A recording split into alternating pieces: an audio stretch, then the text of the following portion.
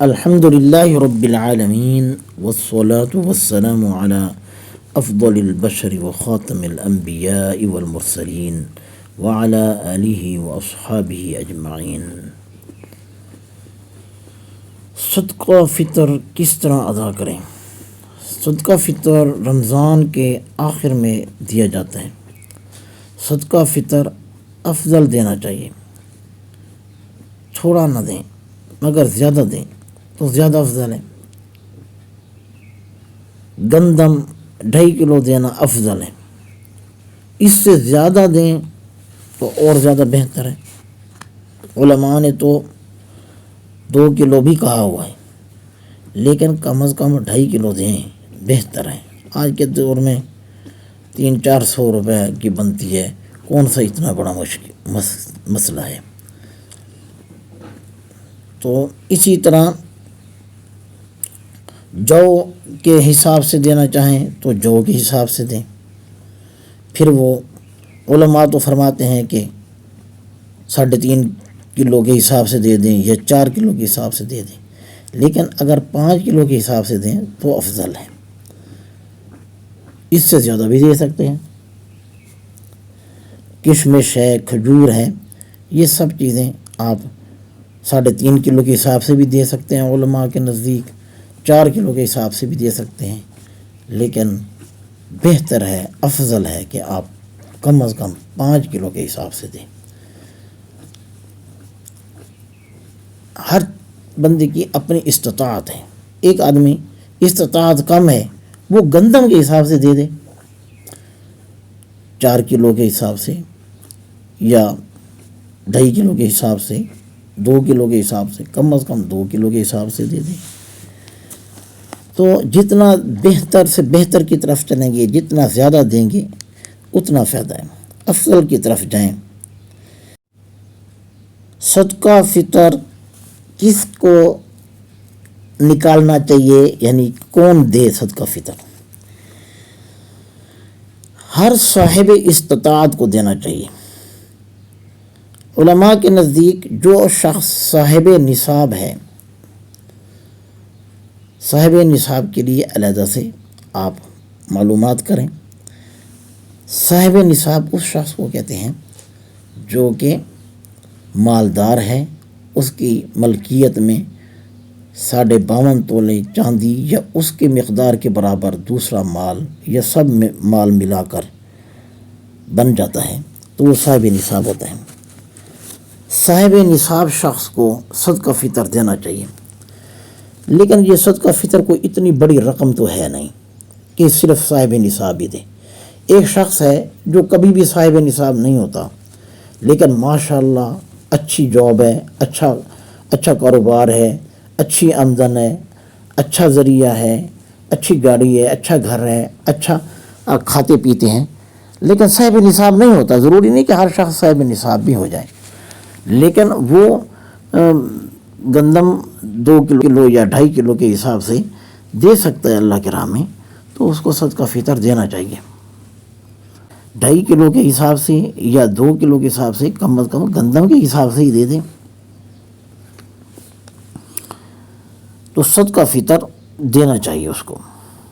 یہ کوئی اس طرح تو ہے نہیں کہ بھائی آپ نے روزانہ دینا ہے، سال میں 1 دفعہ آتا ہے اور وہ بھی رمضان مبارک میں، اور آپ کو پتہ ہے کہ رمضان مبارک میں اللہ پاک ویسے بھی اللہ سبحانہ و تعالی انسان کے رزق میں برکتیں دیتے ہیں، تو اس کو دینا ضروری ہے ہر اس شخص کو جس کو اللہ پاک نے عطا کیا ہے، وہ اپنی طرف سے بھی دے اور اپنی نابالغ اولاد کی طرف سے بھی دے، اور اگر بالغ اولاد کی طرف سے دے تو بھی ٹھیک ہے، اور اگر بالغ اولاد اپنی استطاعت سے خود دے سکتی ہے تو وہ خود دے۔ ضروری نہیں کہ صاحب نصاب ہی دے، اگر صاحب نصاب ہے تو لازماً دینا چاہیے، پھر تو لازماً ہے اس پر، ورنہ اگر صاحب حیثیت ہے، دے سکتا ہے تو ان کو بھی دینا چاہیے۔ یہ بہت اعلیٰ بات ہے۔ سال میں 1 بار آتی ہے، رمضان شریف میں دینا ہوتا ہے صدقہ فطر، تو اس کے لیے انسان کو دل کھول کے دینا چاہیے۔ صاحب نصاب کون ہوتا ہے؟ بنیادی بات آپ کو بتا دیتا ہوں، مزید ہر شخص اپنے مال کی حیثیت سے پھر اس کا مسئلہ معلوم کرے۔ جس مسلمان کے پاس ضروریات زندگی یعنی بنیادی ضروریات زندگی جو استعمال میں چیزیں آتی ہیں، جیسے رہائش والا مکان، استعمال والی گاڑی، گھریلو استعمال میں جو برتن ہیں، کپڑے جو استعمال میں ہیں، ان کے علاوہ زیادہ ضرورت کی اشیاء جن کی مالیت 52.5 تولے چاندی کی قیمت کو پہنچ جائے، وہ شخص صاحب نصاب کہلاتا ہے۔ یعنی اس کے پاس جو زیادہ ضرورت چیزیں ہیں ان سب کی ملا کر سونا، چاندی اور رقم، یہ سب کچھ ملا کے اگر ان سب کی قیمت 52.5 تولے چاندی کو اس تاریخ کی جس تاریخ پر اس کا نصاب مکمل ہوتا ہے اس پر پہنچ گئی ہے، اس 52.5 تولے چاندی کی رقم کے برابر اس سب مجموعے کی قیمت پہنچ گئی، تو یہ شخص صاحب نصاب کہلاتا ہے۔ یا ایک شخص کے پاس صرف 7.5 تولے سونا ہے یا صرف 52.5 تولے چاندی ہے اور وہ اس کی ملکیت میں ہے، تو بھی یہ صاحب نصاب ہوگا۔ کس وقت صاحب نصاب ہوگا، کس طریق سے ہوگا، اس کی تفصیل علیحدہ سے، اس کے لیے علیحدہ سے ویڈیو بنانی پڑے گی یا مفتیان کرام سے رابطہ فرمائیں۔